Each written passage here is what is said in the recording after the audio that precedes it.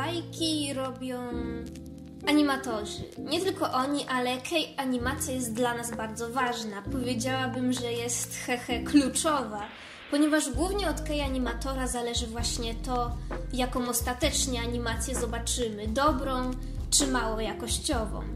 Zanim jednak animator zacznie cokolwiek animować, najpierw ktoś musi narysować storyboard. Najczęściej seria ma kilku storyboarderów, a każdy ma przydzielonych kilka odcinków do narysowania. Storyboard określa nam już liczbę ujęć w odcinku, zazwyczaj jest ich około 300, a do każdego ujęcia określa, jak ma się poruszać postać, jakie mają być ruchy kamery, zbliżenia, oddalenia, jakie wypowiadane będą dialogi i jak długie będzie ujęcie. Jest to wartość wyrażona w sekundach lub ilości klatek. Następnie na podstawie storyboardu rysuje się layouty. W przeciwieństwie do rysuneczków na storyboardzie, layouty mają już wielkość klatek kluczowych, są mniej bazgrołowate, konkretniej określają, jak będzie wyglądać ujęcie oraz definiują, jakie tła będą potrzebne i co ma się na nich znajdować.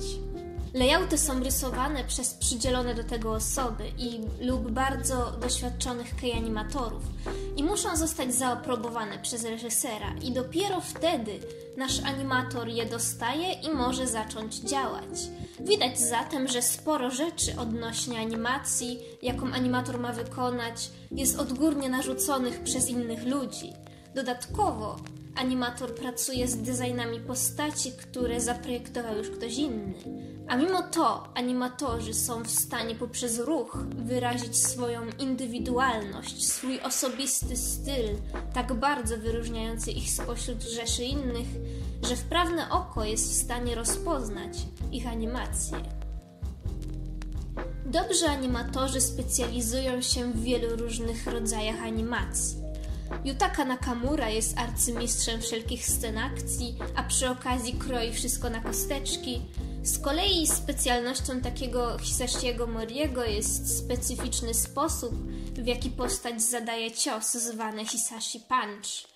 Ale dziś będziemy mówić o animatorze, który specjalizuje się nie w scenach akcji, a w character actingu, czyli tym, jak poruszają się postaci, a konkretnie tym, jak chodzą.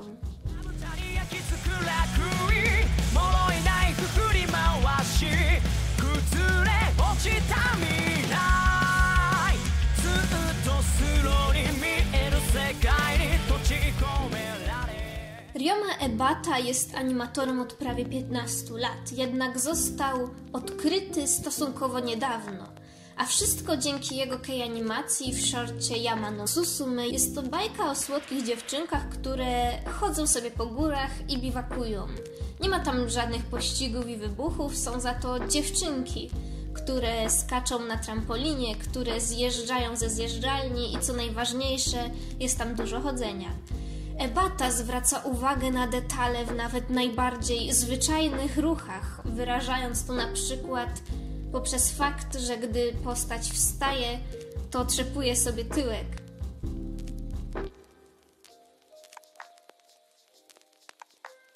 Jednak w odróżnieniu do innych najbardziej cenionych w kwestii charakter actingu animatorów, Ebata nie stara się przedstawiać ruchu w sposób idealnie realistyczny. Przeciwnie, jego podejście jest zupełnie inne. Ebata wybiera kreowanie poczucia realizmu poprzez wyolbrzymienie ruchu. Używa rozmyć, upraszcza kształty, a nawet je geometryzuje. Jego ruch jest bardzo syntetyczny. Jeśli idzie o to legendarne już chodzenie zwane Ebata Walk, jego charakterystyczną cechą jest poruszanie całym ciałem, gdy postać idzie, nie tylko nogami, a także ukazywanie balansu chodzenia poprzez ruch ramion i rąk. Ale tak naprawdę chodzenie Ebaty za każdym razem jest inne i przedstawiane jest pod innym kątem, co udowadnia, jak bardzo kreatywnym twórcą jest Ebata. W Yama Susume jego animacja nie zawsze jest idealna. Ręce wydają się za długie, ciała nieco zniekształcone, a chodzenie pokazane jest nieco zbyt dobitnie. Ale jednocześnie postawa chodzącej bohaterki czytelnie mówi nam o jej pewności siebie. Sposób, w jaki porusza ramionami i macha rękami, sugeruje jej śmiałość. Podobnie wygląda to w animacji bohaterki Grisai, której ramiona również mówią o jej swobodzie. Zupełnie inaczej za to ruch rąk został użyty w animacji chodzenia w Sora no Method. Tam obrazują one radosne dziecko, które dobrze się bawi idąc. Bardzo często Ebatę możecie spotkać w openingach i endingach bajek, częściej nawet niż w samej bajce. Rysuje on do nich w całości storyboardy, jest animation dyrektorem i rysuje też samą animację kluczową. Jego ruch idealnie wpasowuje się w rytm muzyki.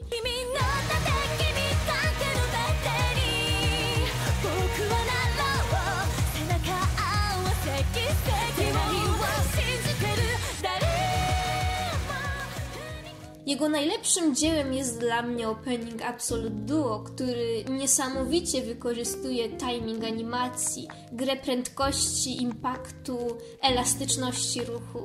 Walka przedstawiona jest tam głównie za pomocą nóg, za pomocą ruchów podobnych do tańca czy nawet jazdy figurowej. Ruch przedstawiony jest w sposób tak bardzo syntetyczny, że niekiedy kształty stają się prostymi, geometrycznymi symbolami. Włosy bohaterki zamieniają się w proste paski, a jej ostrza rozmywają się w trójkąty. Ebatę mogliście obserwować również w jednym z najnowszych odcinków Princess Principal. Zanimował tam całkiem ciekawą sekwencję walki, dynamiczną i z nogami. Jest dużo pracy nogami i łapania nimi równowagi.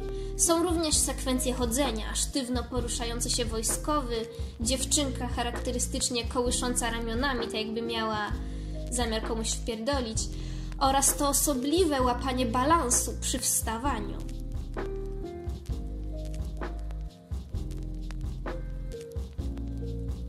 O Ebacie z pewnością będzie jeszcze głośno. Jego podejście do animacji jest bardzo cwane, ale też ciekawe i oryginalne, a przede wszystkim odtwarzane przez innych.